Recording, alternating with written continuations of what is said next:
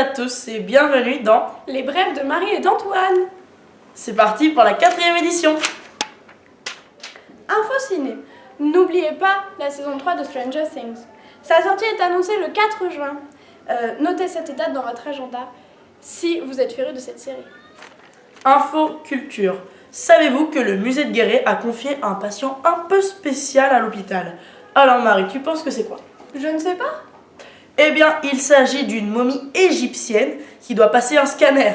Et oui, cette momie d'un enfant de 3 ans fait partie de la collection du musée de Guéret et elle a été découverte à Antinoé en Égypte au 19e siècle. Les scientifiques espèrent percer le mystère de la mort de cet enfant grâce à un scanner.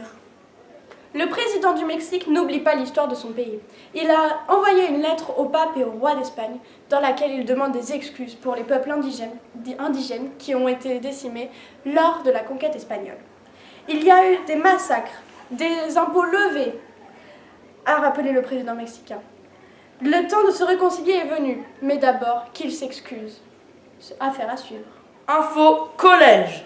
Alors, vendredi 12 avril, retenez bien cette date, car c'est la journée magique, c'est la journée d'Harry Potter.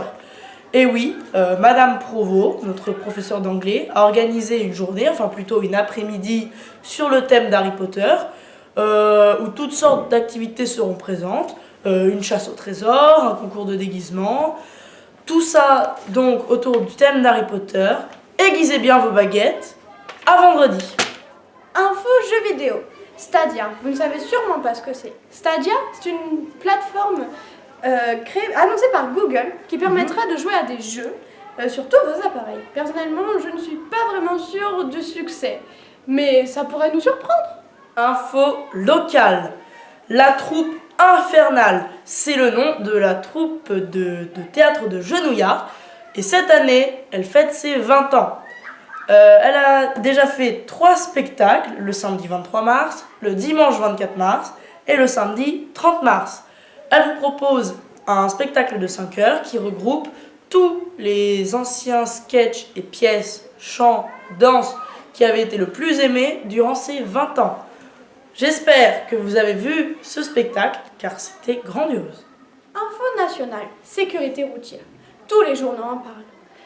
Le nombre de morts sur les routes a augmenté de 17,1% en février, avec 253 personnes tuées.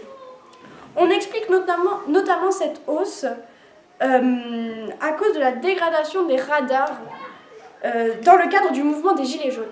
Restez vigilants au volant. C'est très important. Info insolite. Marie, si des poules croisent un renard, qui est le plus en danger d'après toi? Les poules? Eh bien, figure-toi que ce n'est pas toujours le cas.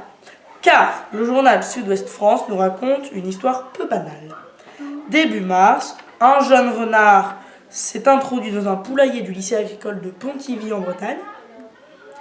Et là, stupeur, il s'est retrouvé cerné par 6000 poules qui l'ont tué à coups de bec.